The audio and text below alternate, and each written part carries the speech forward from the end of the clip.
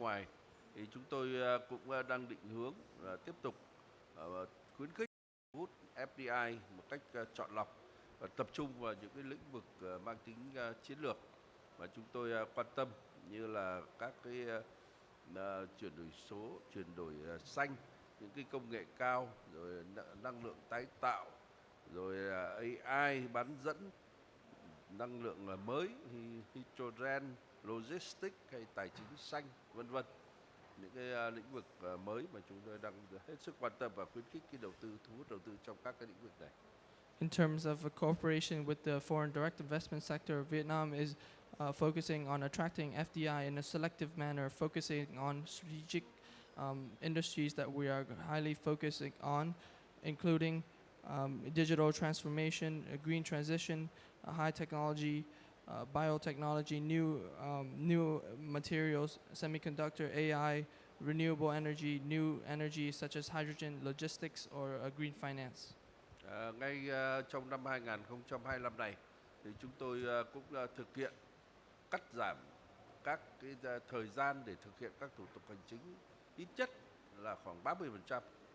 Và theo đó thì phải giảm được 30% về điều kiện kinh doanh, giảm được ít nhất 30% về chi phí phải tuân thủ của các doanh nghiệp, để làm sao cho các nhà đầu tư tham gia đầu tư một cách thuận lợi nhất và hiệu quả nhất. And in order to realize these goals in 2025, we're also executing our very ambitious plans to remove a lot of our administrative procedures in terms of investment and economic, which is we will cut at least 30% of administrative procedures in order to reduce the at least 30% of the business conditions to enter the market, as well as to reduce at least 30% of the compliance costs for businesses to starting business and invest in Vietnam. Để thực hiện được các cái mục tiêu nêu trên thì vai trò của các đối tác quốc tế là rất quan trọng, trong đó có UAE. In order to realize these goals as well as to execute these policy solutions, the role of international partners are greatly important, especially that of the UAE. Có thể nói sau 30 năm vun đắp các cái quan hệ, hiện nay thì chúng ta đã xác lập cái quan hệ đối tác toàn diện Việt Nam UAE và đang bước vào một giai đoạn hợp tác mới, sâu sắc và thực chất hơn bao giờ hết. As one could argue, after 30 years of foundation and development, the comprehensive relationship between the UAE and Vietnam is entering a new developmental phase, one that is based on a very pragmatic cooperation between our two countries. UAE thì hiện là một đối tác đầu tư quan trọng và là đối tác thương mại lớn nhất và cũng là cái thị trường xuất khẩu lớn nhất của Việt Nam tại Trung Đông, và đồng thời cũng là cửa ngõ để kết nối Việt Nam với thế giới Ả Rập và châu Phi. The UAE is one of Vietnam's important investing partners, and Vietnam's largest trading partners and export market in the Middle East, as well as serving as a gateway connecting Vietnam with the Arab world and the Africa. Việt Nam cũng đánh giá cao cái vai trò và vị thế ngày càng gia tăng của UAE trong khu vực và trên toàn cầu, một trung tâm tài chính, một trung tâm logistics, một trung tâm về đổi mới sáng tạo hàng đầu của khu vực và thế giới. Đặc biệt là việc ký kết hiệp định đối tác kinh tế toàn diện CEPA thì là kết quả đột phá, tạo đà quan trọng cho đẩy mạnh cái trao đổi thương mại giữa hai nước trong thời gian tới. Vietnam always highly welcome the increasingly important role as well as stature of the UAE in the region and around the world, serving as an important financial center, logistics center, as well as an innovation center for the region and the world. Especially in the recent times, the signing and the formation of the comprehensive economic partnership agreement (CEPA) between our two countries is a breakthrough result that will create a strong momentum to promote trade and investment activities, cooperations between our two countries. Và tại phiên thảo luận ngày hôm nay thì tôi cũng mong muốn là lãnh đạo chính phủ của các nước, các chuyên gia, các nhà đầu tư sẽ cùng nhau trao đổi để tìm ra những cái giải pháp nhằm thúc đẩy hợp tác trong giai đoạn mới. Và theo đó thì tập trung vào một số vấn đề như sau. At the panel discussions as well as the conversations that we will have today, I hope that the government leaders around the world specialists and investors participating in these sessions will continue to discuss and find solutions to promote cooperation in the new era, focusing in these few areas. Thứ nhất là cùng nhau đánh giá về bối cảnh, dự báo các cái xu hướng toàn cầu và từ đó thì nhận diện rõ những cái cơ hội mới cũng như những cái thách thức mà chúng ta cùng phải giải quyết. First is to assess the global backdrop, to forecast global trends, and from then we will be able to identify new opportunities as well as new challenges that we need to face in the new era. Thứ hai là nhận định về vai trò và cơ hội của các hoạt động đầu tư nước ngoài trong thúc đẩy gắn kết giữa các nền kinh tế, đặc biệt là các nước đang phát triển. Second is to identify the role and opportunities of FDI activities in promoting the connections and cooperation between the different economies, especially developing economies. Thứ ba là cùng nhau nhận diện các cái xu hướng về công nghệ mới và tác động đến hoạt động của đầu tư nước ngoài, đặc biệt là sự phát triển mạnh mẽ của AI hay công nghệ chuỗi khối blockchain hay internet vạn vật IoT hay là công nghệ 5G, vân vân. The third is to identify new technological trends and its effect on FDI activities, especially the rapid developments of AI, blockchain, IoT, and 5G technology. Về phía Việt Nam thì chính phủ luôn cam kết tạo điều kiện thuận lợi và đồng hành cùng các đối tác quốc tế, các doanh nghiệp, nhà đầu tư trong và ngoài nước để thúc đẩy các hoạt động hợp tác đầu tư kinh doanh hiệu quả và bền vững. From the Vietnamese side, our government pledges to create the favorable conditions so as to stand alongside our international partners, investors, as well as businesses within and outside of our countries to promote investment cooperation activities in an effective and sustainable manner. Tôi tin tưởng rằng hội nghị AIM sẽ tiếp tục là một diễn đàn quan trọng để chúng ta cùng thảo luận về những cái chính sách hướng đi sáng tạo trong giai đoạn mới, mang lại lợi ích thiết thực về sự thịnh vượng chung I của believe cả that khu vực và thế giới. the AIM Congress will continue to serve as an important forum for us to discuss about policies, new and more innovative ways of doing business in the new era, and to bring mutual interest to serve the global and regional prosperity. Xin chúc hội nghị thành công. Xin cảm ơn các I quý vị. wish the Congress great success. Thank you.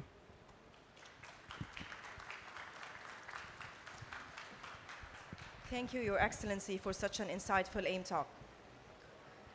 Ladies and gentlemen, we are honored to hear from visionary leaders who have harnessed FDI to resolve conflicts, build partnerships, and drive unity in a rapidly interconnected world.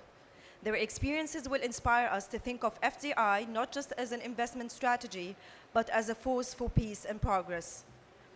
Let us welcome His Excellency Professor Dr. Omer Bole, Minister of Trade, Turkey.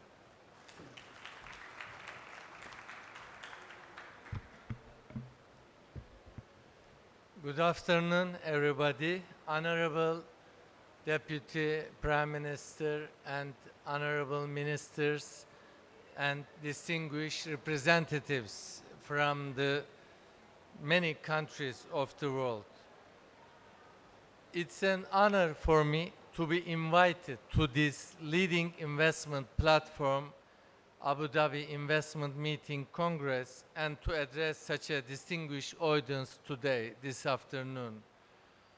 I heartily extend my gratitude to our hosts in Abu Dhabi, particularly my dear counterpart, Dr. Tani El-Zeyudi, Minister of Trade and Development of the United Arab Emirates, for their warm hospitality and invitation to extend it to us, and for organizing this very crucial gathering at a time when global economic cooperation is more important than ever. Over the past 2 decades, our world has made significant improvement in reducing poverty and increasing global prosperity through increased foreign trade and increased foreign direct investments. This progress was largely driven by investment and trade. Fostering global supply chains that now account for 70% of world trade. However, we are now facing an era of heightened challenges that threaten to slow this momentum. Supply chain disruptions, logistical bottlenecks, geopolitical conflicts, market distortions, and climate change have created unprecedented pressures on the global economy. These issues have disrupted international trade, slowed investment flows, and hindered economic growth. Over the past decade, global trade in goods and services grew by only 31% compared to a staggering 150% in the previous decade. Secondly, foreign direct investment flows have fallen from a long-term annual average of $2 trillion to less than $1 trillion in recent years, the lowest level in 2 decades. Thirdly, the global GDP increased only by 35% in the last decade, although it was doubled in the previous decade. In addition to that, rising protectionism, economic fragmentation further threaten global prosperity. The urgency of green and digital transformation adds another layer of complexity. This all requires substantial financing, innovative investments, and technological breakthroughs. Given all these challenges, we must act decisively for maintaining global stability and prosperity. Weak economic growth and global fragmentation are not options. We need to break the vicious circle we are getting in, and we need to keep up the pace of expansion of the resilient global chains on the basis of fair competition and mutual benefits. Dear guests, to build a more resilient global economy, we must focus on 2 critical areas. The first one is to encourage market-oriented investments in critical sectors.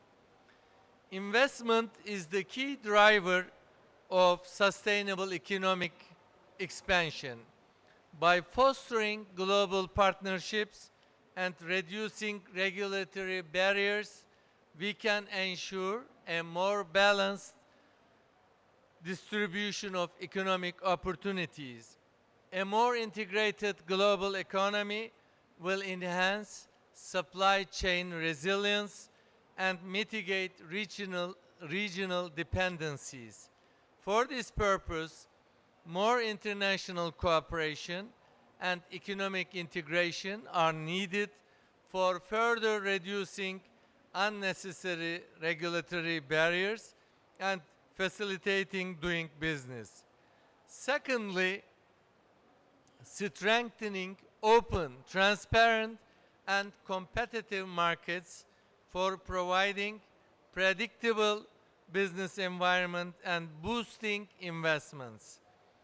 With growing challenges related to climate change, unfair economic policy practices, and emergence of new technologies, a well-functioning, rules-based multilateral trading system are of utmost importance for fairly disseminating the world prosperity and for ensuring global stability. Therefore, we need to strengthen the rules-based multilateral trading system, and we should tackle with the market distortive policies. On this occasion, I would like to extend my hearted congratulations and thanks to the government of United Arab Emirates and their Minister of Trade, Dr. Zayidi, for hosting successfully the WTO's Trade Ministers Summit last March in Abu Dhabi. In short, we need more trade and deeper economic integration on a fair and sustainable basis. Turkey is committed to working with its international partners to achieve this goal. Now, I just would like to mention one important fact that as the Turkish economy, we have achieved to increase Turkish GNP by more than 6.5 times on dollar basis in the last 22 years, mainly by opening up to international competition, by increasing our trading and investment relations with all worldwide countries. And our GNP increased from $230 billion 20 years ago to more than $1.3 trillion last year, 6.5 times higher than the figure 20 years ago.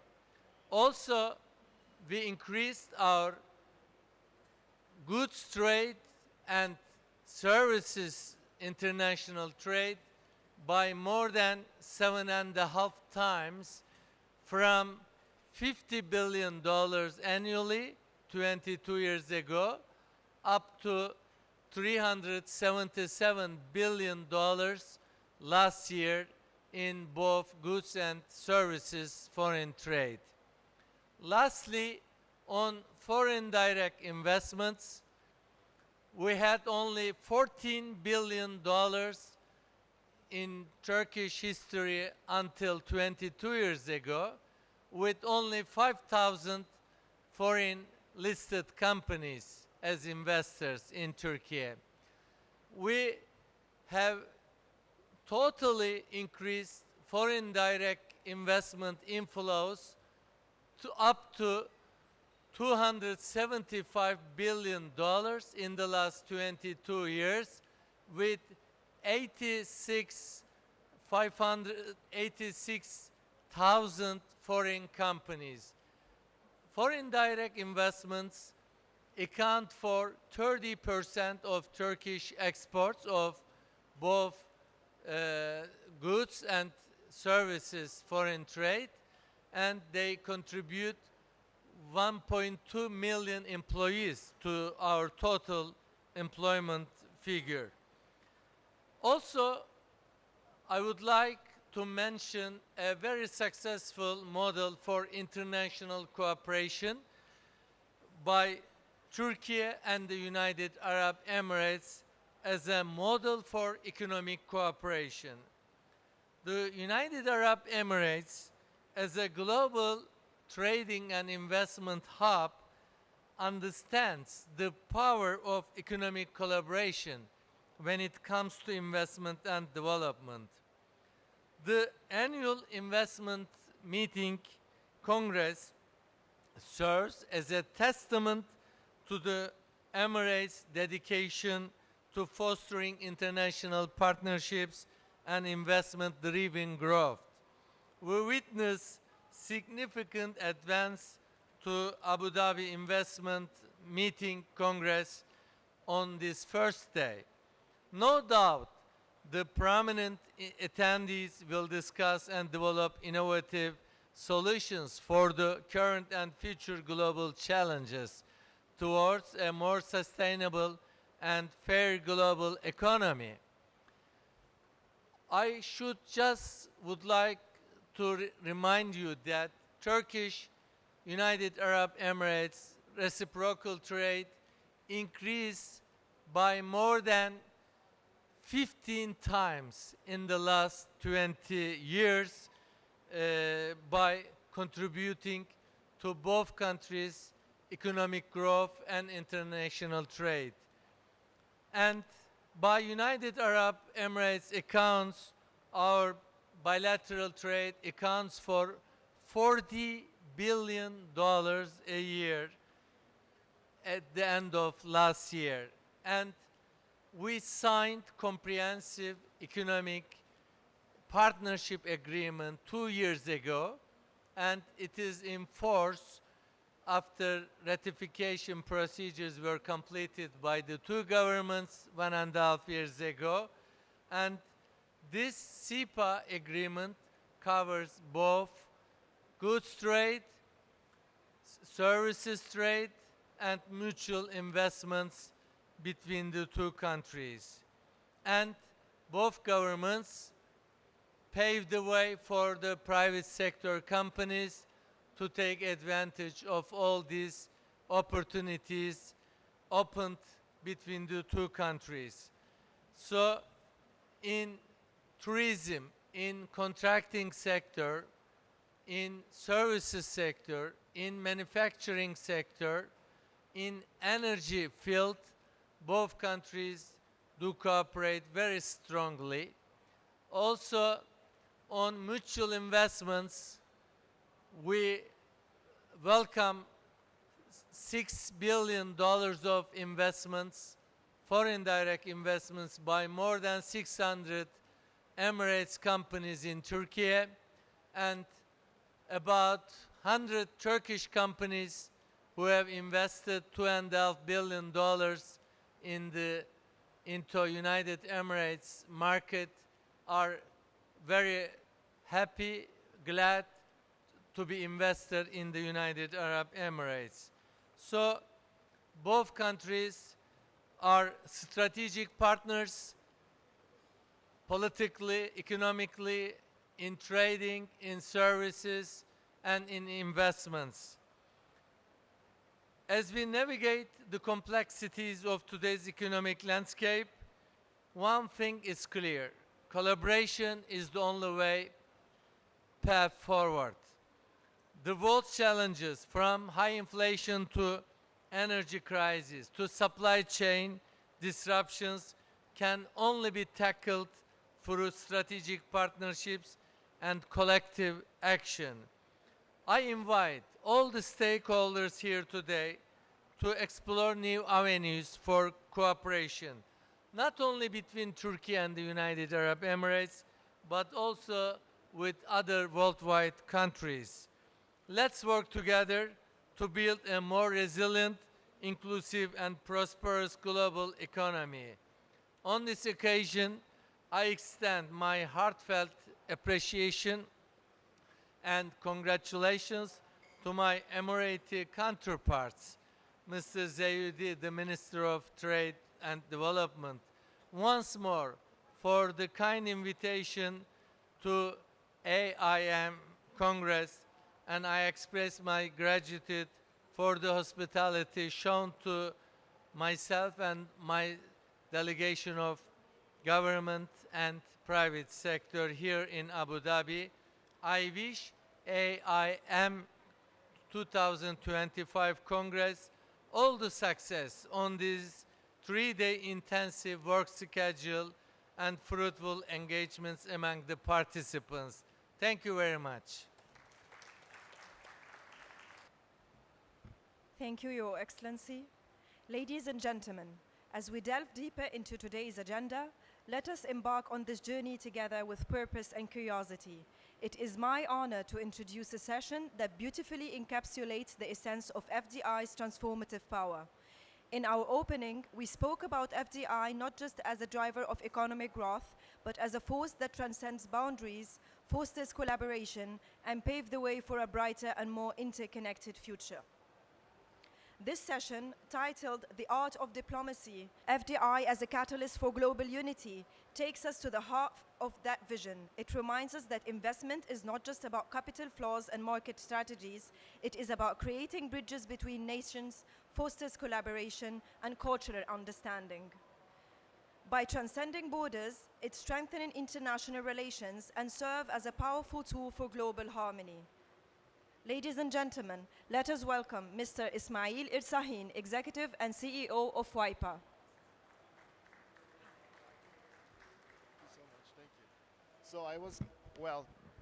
Thank you. Thank you for the opportunity. It's a great pleasure, and we feel fortunate of having high-level excellencies at our session, which was indeed extremely insightful, and we are thankful to them.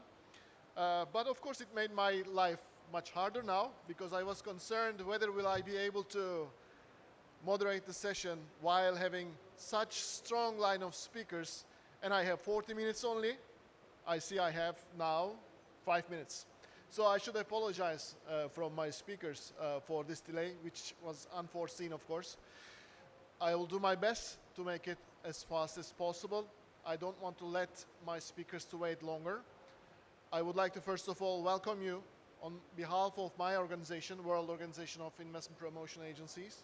I'm the CEO of WIPA. My name is Ismail Irsahin, and I will be the moderator of today's session regarding two very important and dear issues in my heart, personally as well. We will speak about diplomacy, and we will speak about FDI, and we will connect the two to each other. We have such a distinguished line of speakers today with us. I would like to invite them to the stage one by one without further ado. I was, planning to read the introduction of each speakers, but it is going to take another session.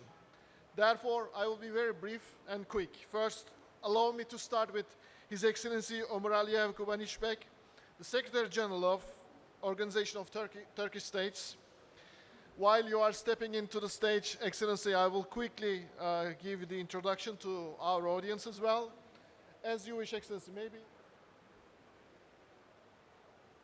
Thank you very much. And His Excellency Kubanichbek is a Kyrgyz diplomat and ambassador who has been serving as the Secretary General of the Organization of Turkish States since 2022. I'm glad that we have a master of diplomacy among us.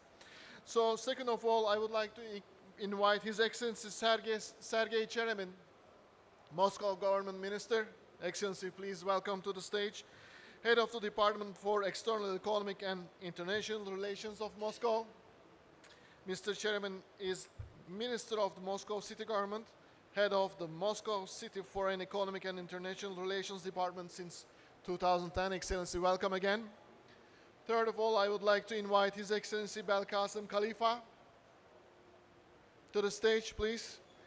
He was sworn in to assume the role of Director General of Libya's newly established Reconstruction Fund in the beginning of 2024. I understand he's not here, which makes my life easier. I'm sorry for not having him, but we have one more speaker, His Excellency James Cho. I hope I spelled it correctly, James. Welcome. Chief Investment Officer, Southeast Asia and India, HSBC Global Private Banking and Wealth. James Cho is Chief Investment Officer, Southeast Asia for Global Private Banking and Wealth at HSBC. Mr. Cho is a member of the Global Investment Committee for Private Banking and Wealth Management, and also a member of the Regional Investment Committee in Asia. As I was saying in the beginning, the two issues are extremely important. Diplomacy, connecting the people, making the hard times easier, utilizing the peace and unity while forming a better future for all of our nations. FDI is another important tool connecting the countries together economically. So, thanks to our speakers, we will find out how this can be ever possible. And please allow me to start with His Excellency Kubanichbek with my first question, Excellency. How important is cultural affinity in promoting interregional investments? Let's start with the Master of Diplomacy, Excellency. The floor is yours. Thank you. Ismail Bey, first of all, I would like to also thanks to our organizers for AM Congress and particularly to Minister of Trade and Investment for organize this wonderful events, and which is focusing for nice and very important. This topic is direct investments. And as your question is the connection, the link of Turkic states is date back to centuries. Common roots of our cultures, tradition, and the languages shared by our member states from a strong foundation for our organization of Turkic states. And the deep-rooted cultural affinities and the common values among our member states not only foster trust and the mutual understanding, but also create a favorable environment for economic cooperation and investment. And the shared languages, cultural ties, and the historical bonds reduce barriers in doing business, and encourage regional partnership. Bonds reduce the facilities for free flow of capital and the goods and the services. In this case, cultural affinity plays a vital role in promoting intra-regional investment and the strengthening economic integration across of our Turkic region and is behind. And the Turkic region, home of 117 million people and covering 4.5 million square kilometers, offers trade opportunities to trade and investment. In 2024, our combined GDP is exceed 2.1 trillion US dollars, making this large and growing market.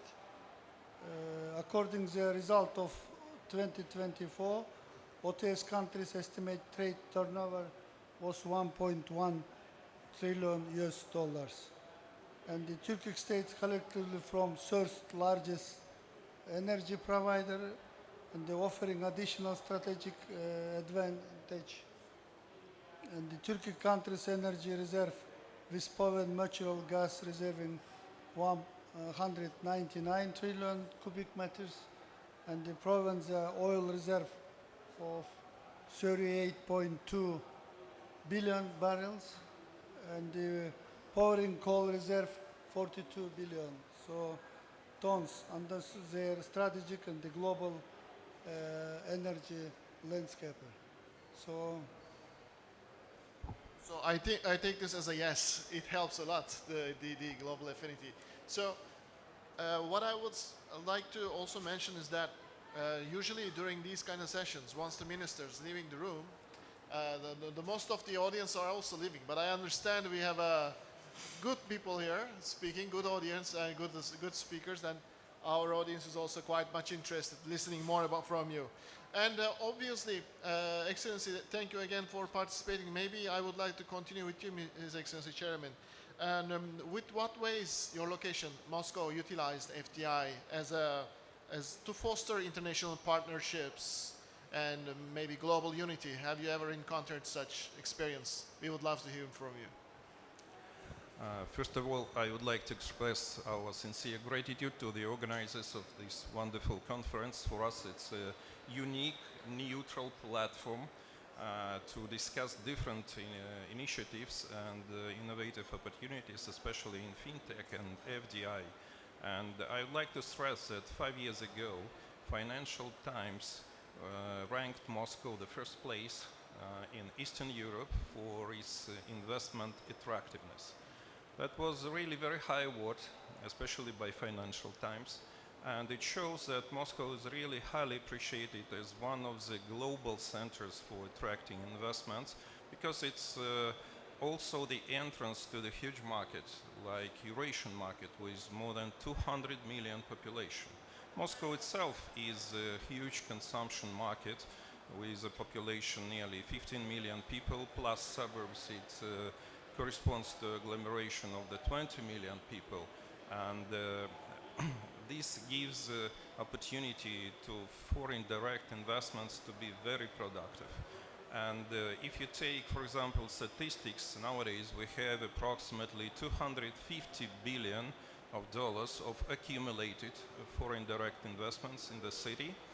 And even we are suppressed by the severe sanctions. And recently, Russian president stated that we even do not want how to calculate how many sanctions are imposed on Russia.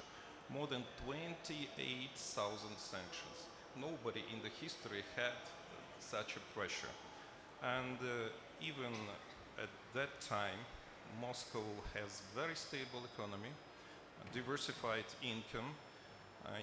We have a huge modernization of the infrastructure, and in 2022 we were honored by United Nations Habitat, #1 place in the world for the best quality of infrastructure and the best quality of life.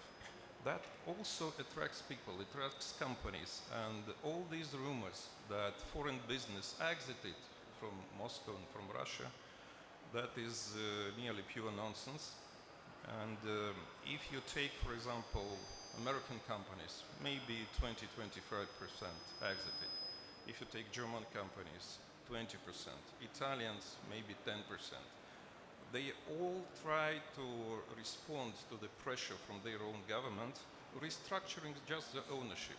So you could easily find today in Moscow a lot of foreign companies, but the ownership is Emirates, Turkey, some other countries that are friendly to Russia. And that shows that you cannot, let's say, struggle with this trend.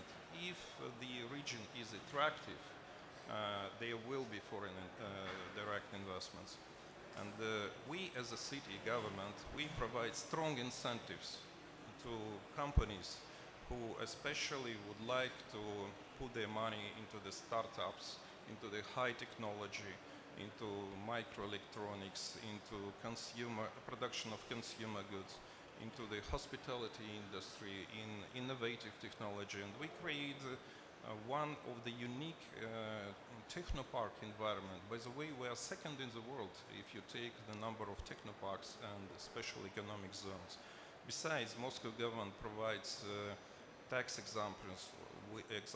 We subsidize interest rate.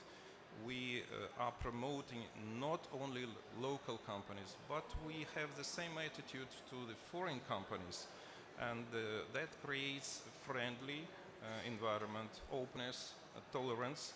And even on the level of Moscow Parliament, we provide the law that defends the investments of the company. And besides, the cultural community also creates attractiveness for the families to come. And if you question, for example, today, Germans or French companies or Italians or even Americans, what is your appreciation of the city? They will tell you, not we, that that is one of the best destinations of the world for investments. So diplomacy is needed during the tough times. As far as I understand, it makes its job very well in Moscow. I would like to also get the opinion of Mr. Cho, the private sector's perspective. Do you really see FDI facilitates diplomacy or vice versa? If I may say directly, FDI opportunity diplomatically sustainable and attractive in your view, what makes it in this way? Yeah, well, diplomacy and FDI are two sides of the same coin. You know, where I come from, Singapore, we are a very small island. If you go from the south to the north, it's only 17 kilometers, east to west, 50 kilometers. At night, when the tides are high, our land size decreased by 10%. So that's how small we are. And our neighbors call us a little red dot. But what allowed Singapore to thrive over the last 60 years is primarily because of FDI. But to have FDI is not simple. I started out my career 20 years ago in the investment board. And my mentor told me this. You know, when you trade with another country, it's like dating. You know, you date someone. If you don't like the person, you can always send your containers to another country. So it's like dating. But FDI, when you make the decision, is like a marriage. It takes a lot to Hopefully happy marriage. yeah, many, yeah. But once you are invested there, it's many years. It takes years, and you can't just take away that investment. And the secret behind Singapore's success, it's really because of FDI. And the condition of it is also, because of our neighborhood. You've heard the minister from Vietnam. It's because the neighborhood that Singapore operates in Southeast Asia was peaceful over the last 60 years. There was peace, and also because of that peace, it's through an organization called ASEAN, Association of Southeast Asia. It's a loose set of partnership, but through that area, through that consensus, we sort of negotiate, discuss, engage with each other, and we sort of get a certain peace around the region for the last 60 years. And that peace allowed a certain stability, and as a result, the entire region benefited. FDI grew tremendously over the last 60 years, and clearly over the last 10 years, if you look at ASEAN's contribution to world GDP, it's even more than the European Union. And in the next 5 years, the size of ASEAN's economy as a bloc is going to be number 4 in the world. And of course, if number 3 would likely be India. So, I have this kind of acronym that everyone should remember. It's called AI, not artificial intelligence, but ASEAN and India, which everyone should remember because it's going to be the most powerful, or one of the most powerful force in the world in the next 5 years. Thank you so much. I do believe, we use always these kind of, if I may say, to describe the situation of the FDI, we use time to time kind of a marriage word, usually, so that the trade takes very quick, happens like that. But for the investment, it takes time for people to make the decision, and while they invest in the future of any country, right? Therefore, it's a very long story to take into reality. And for the investors, for investment attraction people, that's why I was also saying time to time that IPAs, investment promotion agencies, who are promoting, facilitating, advocating, they are also diplomats, making life easier for investors. Therefore, I would like to thank you for bringing up this again. I would like to turn to you again, His Excellency, regarding the organization of Turkic states. How your organization is leveraging FDI to strengthen the unity among your members? Could you elaborate on that a bit, please? Yes, everything is through diplomacy. So without diplomacy, you cannot nothing. One of the most completing examples of unity through diplomacy and the investment of the Turkic world, through different initiative member states have worked together to create a framework of economic integration, trade facilitation, and investment promotion.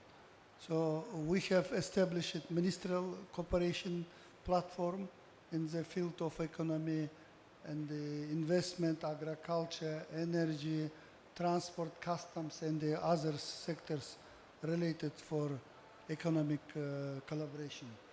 One is main FDI mechanism established under our organization is under organization umbrella in the Trade Investment Fund, which was created 2 years ago. Just this year started operated, and as well Union of Turkic Chamber of Commerce and Industry, TCCI, which is act of the key platform for strengthening business relations, actors our member state. The Turkic Investment Fund has currently $6 million is capital, where our member state and the one is observer, our states, Hungary, is have equal shares. But this is not depend which is big economy or small economy.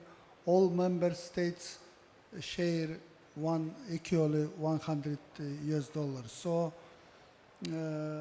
also in the trade facility committee we have, and this established within the organization contribution to increasing the intra-trade in our region, and their partnership and the constant enhances our relations has not only not only enhancing regional prosperity but also position it of Turkic world as bridge between east and the west and the north and the south. This actually, if you look, I'll be later come to Silk Road in history to achieve. The economic cooperation among member state OTS is essential in the dynamic aspect of the overall integration and the collaboration with this Turkic world. So this is also one is our member states and observers country. Thank you very much. FDI connects people economically. Diplomacy connects people politically, geopolitically. Therefore, I also would like to turn again to Mr. Chairman, His Excellency. How can a location, in this case, I guess, Moscow, strategically manage geopolitical dynamics while fostering strong and resilient FDI relationships? So everything is kind of inside out, FDI and diplomacy. So how do you see it from your perspective, Excellency? Thank you. For us, it was really very important to conduct stable policy. And to my mind, what my colleague mentioned, what happened with Singapore, because and I had great honor to meet Mr. Lee Kuan Yew several times. And to my mind, it's because the country sticked to the promises. They all the time fulfilled promises. The same happened with this country. And if you read the history of the founder of the country, what is the reason of this miracle? Because I always fulfilled my promises. And we try to stick to the same policy. That's why all the companies who provide foreign direct investments, they know that in any case, we will try to defend their investments, even something happens on the higher level, but we are going to be their ombudsman. And I'll give you several examples of the FDI investments. By the way, we had a great honor to be awarded by AIM Congress in 2023 and 2024 the first place for the best Eurasian project with FDI investment. One of them was done with Italian export agency SACE and Italian company Codest. We made a big reconstruction of the stadium called Dinamo and the huge construction of the business locations and the Hyatt hotel. The overall investment was equal to 1 billion euros, and the project was successfully fulfilled. And it's not only creating the business environment plus hospitality industry, it's also social investment into the stadium. And this is unique stadium because it consists of two parts, one for soccer combined with one for hockey. You won't find anywhere in the world structure like this. The second award by AIM was given to us for the project that we implemented with the Chinese group, and it's one of the biggest conventional congress and the business center with a 5-star facility, but it's also combined with the Chinese park. And that was quite unique for Moscow. You could hardly find anywhere in the world projects like that. The third project, and it was very interesting story. In 2015, we were at the Milano Expo, World Expo, and during the business forum, one of the Italian businessmen suggested to make investment into the car sharing in Moscow. And at that time, everybody thought, you're a crazy guy. You never do any business.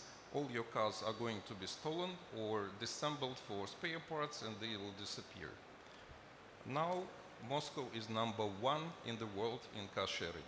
So, if the person believes, if he thinks that that is the best destination for environment, and there is a stability, there is a marriage, like my colleague said, it will be very difficult to make a divorce. So The secret is to make the divorce very expensive. You know, and this marriage has kids as well, so which makes it even more harder to divorce.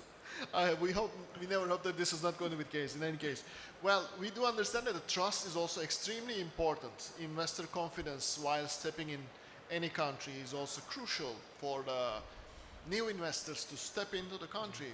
And this is why the previous investors, if they are happy, they're going to tell about this to more investors. This is what I believe. So you are the expert on it. Please let us know. How, and in this uncertain times, it feels like FDI is more in a position to foster unity and resilience a bit more than before. Does it really help? Yeah, we live in a very uncertain times, you know, when right now we're in the midst of perhaps an escalating global trade war of sorts. So, you know, very interestingly, you know what I did? Do you all have ChatGPT? Or you all have, right? Do you have DeepSeek, the Chinese version? Who doesn't have? I have both. I have both. And I asked them one question, same question. Who will win the US-China trade war? I asked ChatGPT and I asked DeepSeek, same question. And you know, both gave very similar answers. And they gave a very on-the-fence answer, which I got very upset. They say US is good in this point, China is good in this point. So ChatGPT said the same, DeepSeek said the same. I got very upset. I said, you've got to pick one. When I asked the question, I want to know who will win. So I asked ChatGPT, pick one. You cannot give me a on-the-fence answer. You cannot be diplomatic. Yeah, you cannot be diplomatic. No diplomacy here because it's just AI and me. Guess what? Guess what ChatGPT says? It's OpenAI. Any guess?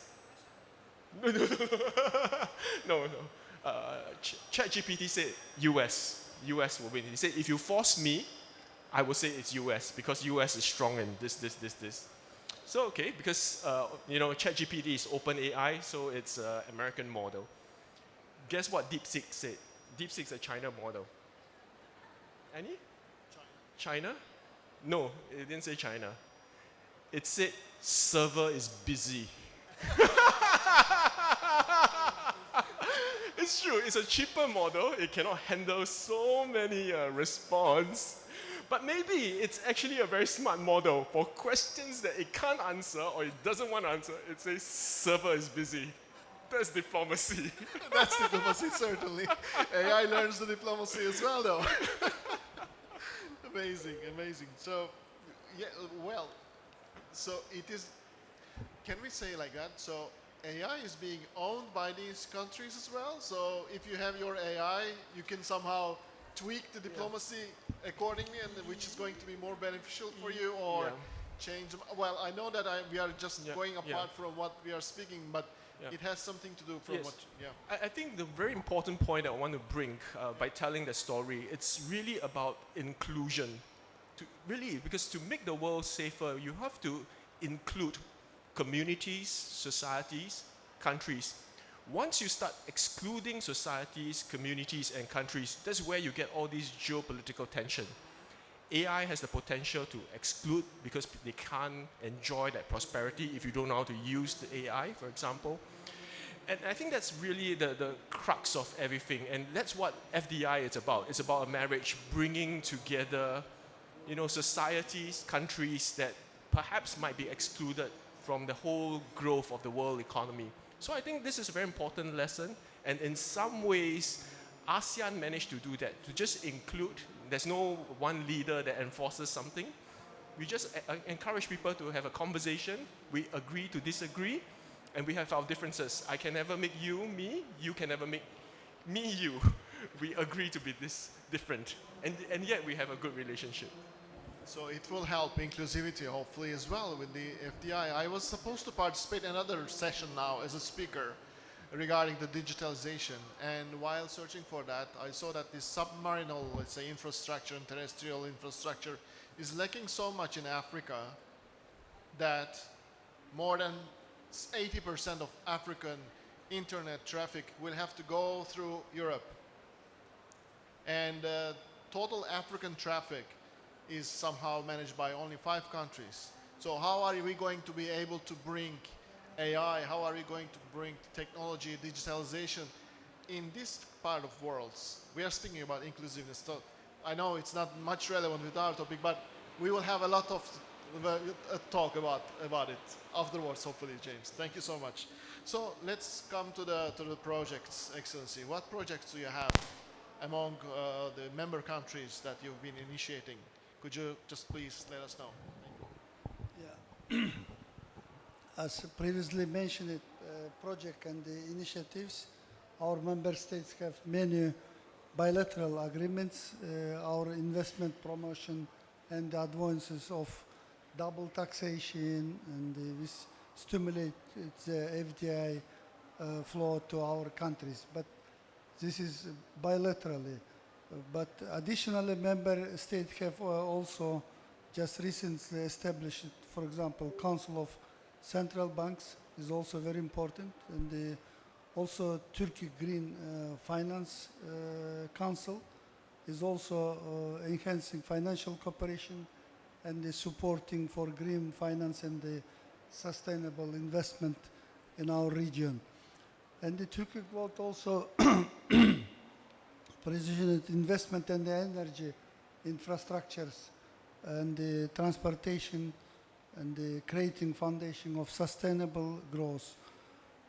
For example, is just recently in Samarkand in Uzbekistan is finished for multilateral EU and the Central Asia summits, first summit is also is important. Is also showing how this diplomat is working for direct FDI.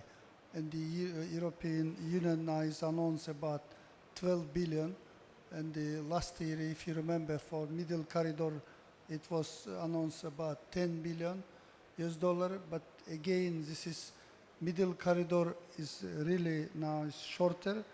And if you many years ago, not many, but couple years ago, is considering just alternative roads, now is becoming is important. So this why is this kind of projects, and they also for our member states, some is reach for hydroelectric, for example, clean energy, renewable is Kambarata, one hydropower plant is agreement between Kazakhstan, Kyrgyzstan and Uzbekistan is also one is big projects. Also, and I mentioned middle corridor is also China, Kyrgyzstan, Uzbekistan railroad, and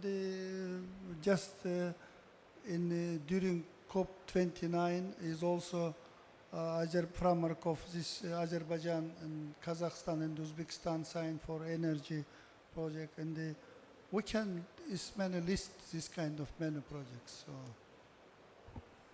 Thank you very much for that. And I also wonder, well, at international level, at an organization at your level, it's such impressive work that these alliance somehow creates new projects.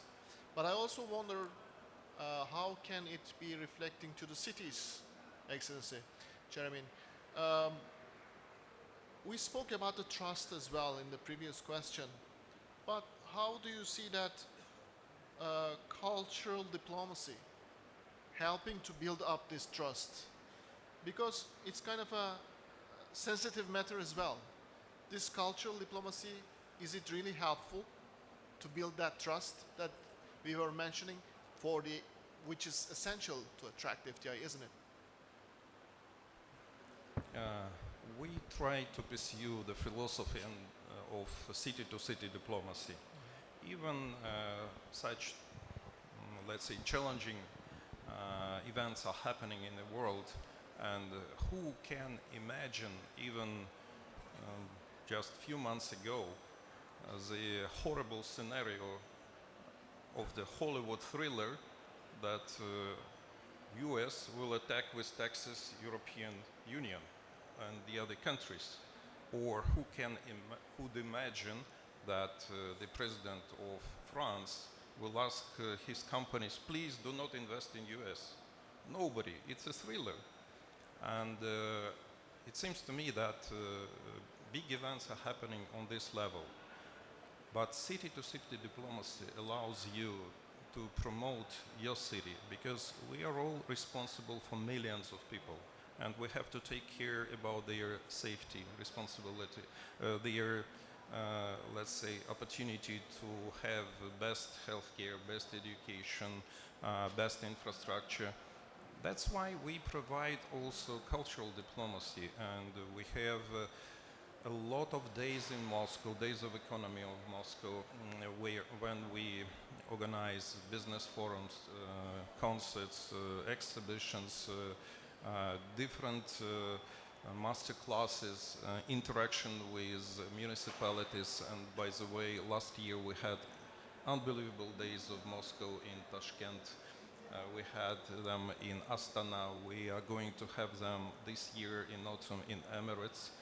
And it keeps you together because you understand the culture, you understand the history, and you build trust in between not only capitals but also micro-regions, which play more and more important role in the industrial development, in the development of IT, of artificial intelligence, social communities. And when you show that your city is really very comfortable, you have clinics, you have children gardens, you have schools in the pedestrian accessibility, or you implement a strategy when you are going to have the subway station within the pedestrian accessibility to nearly 100% of the population. Who can provide such an infrastructure? When you see all these efforts of the government and you show the best example, because before we tried to learn from our friends and our partners, and we also, let's say, shared our experience with Singapore, and just last week we had a meeting with the State Secretary of Ministry of Foreign Affairs of Singapore, by the way, who visited Moscow, and we discussed opportunities how to relaunch all this partnership, how to show best practices, how we provide best and most comfortable let's say, environment, not only to make business and not only to attract investments, but also for all your stakeholders, all your citizens. And when you create friendly atmosphere, when you create safety, and you create innovation environment, that means that you are going to be successful, because you show the business, the case of the success, and everybody would like to follow it. Excellency, you have such a long experience, such a vast experience, and you are in this position since quite a long time. I really wonder, how do you see this trend going on? Is it more important was it more important in the past, or it is becoming more important, that cultural diplomacy aspect of creating trust, or vice versa? It seems to me that it starts to play bigger and bigger role. And why Moscow, for example, keeps for this last 6 years first place in the investment ranking among the Russian regions, because we think not only about the environment for entrepreneurs or for business, but also we provide strong investments into the social sphere. And Moscow budget is balanced. 50% it goes on the social sphere, and 50% to create basic, best environment in the world. And that's also the philosophy of the government, because sometimes people we would like to have best infrastructure, but they forget about schools, education, or clinics, and that creates a kind of a tension in the society. And if you are balanced, if you are, let's say, if you follow SDG principles, and by the way, Moscow is a very good example, we already have 100% implementation of 6 ECG goals. And that's also quite unique for the big metropolises. Thank you very much. And if I may again, James, I call you James if I may, also because I do believe that private sector has the hands-on, and this informal communication really matters, which, let's say, brings the idea to collaborate with the private sector and the government as well. Do you, let's say, taking the insights from His Excellency Chairman, do you really see that these insights, while you are advising your clients, do you see that the cultural or geopolitical insights really somehow help to advise your clients? Yeah, well, culture is extremely important because if you think about it, it's a set of values that's been permanent, that creates and builds trust over time. And the thing about trust is that it can be destroyed very fast. Yep. It takes very long to build, but it can be destroyed in an instance. And what keeps that whole trust going on is essentially a certain culture, a certain set of values that's in the system that people believe in. And as private investors, especially as a bank, when you lend out loans, the most we get is only on the interest. If something goes wrong, we lose everything, the whole principle. So the whole system must be stable in order for capital to flow. And that's very important. And just like I shared about how ASEAN has thrived, it's really through the governance system. And that there is no one leadership in ASEAN. The leadership or the chairmanship is rotated every year. And the culture is actually sort of, it borrows from Islamic principle of mushawara, where there is consultation, where there is no one leader per se. Even when there's a leader, it's surrounded by a group of advisors. And the decision is always by consensus. So I think if we have this mushawara principle in how we deal with different countries, each other, as friends, as peers, then I think we can have a better world. And that's the culture that it's going to be extremely important in the world ahead, because you don't want someone to tell you what to do. You want to, let's discuss and let's have a conversation and let's, decide things together. And I think we'll be in a better world. Yeah, such an amazing wrap up. I guess trust, confidence, inclusiveness, and making the decisions all together, not excluding anyone, and jointly creating, co-creating something. Yeah. Yes. It might take longer, it might be difficult, we will argue, but at least we are talking. Certainly, certainly. Thank you so much, James. Well, I will slowly wrap up the session. I do know that we can continue maybe 1 hour more, but we have to finish it at some point. But before we finish, I would like to take your final insights with one sentence. So, how do you see FDI shaping the diplomacy in the future? So, FDI will be increasingly serve as a strategic tool in diplomacy, is fostering economic interdependence, influencing geopolitical alliance, and driving sustainable development, collaboration between nations. So this is also, I would like to say, the Turkey quality is a good example for how such as collaboration. Because as earlier I mentioned, this is unique and the nations based for history, tradition, and language and base. So, thank you. I hope that FDI could be a kind of a platform that will replace all the former rules that were adopted by WTO, by other organizations, and all of us thought that that is forever. Today we have a problem. Nobody is going to send application to WTO because it's nonsense. No results is going to be.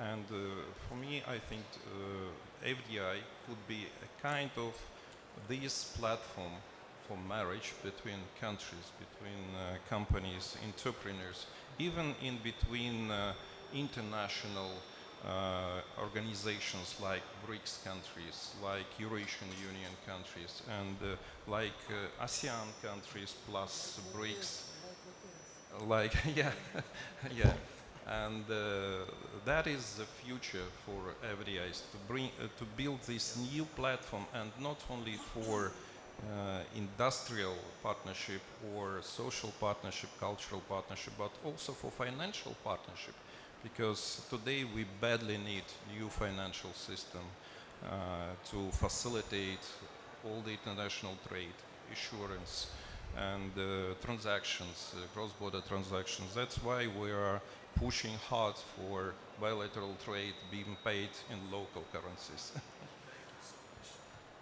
Well, in a world that's becoming increasingly more divided, I think FDI can be a force or a glue to bring the world together. And FDI, hopefully, I hope, can be like a marriage built on the principles of mushawara, where it's a consensus, it's a respect, that no one party forces their way. And in that way, you make the marriage very costly to break. And then, we have a better world. Thank you so much. I will be wrapping up here because thank you so much for the amazing insights.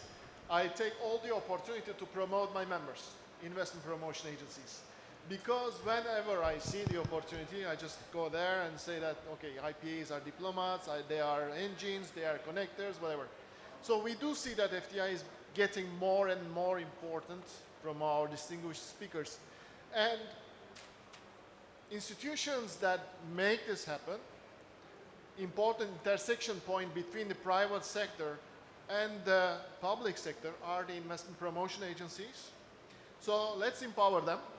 Let's make sure that we have stronger IPAs all over the world so that we can promote, and not only promote, facilitate and advocate sustainable investments that are for the benefit of all of us for a more inclusive future. I would like to thank you very much for your patience and taking a part of that session, and I would like to thank to my speakers as well, and enjoy the rest of the day. Thank you.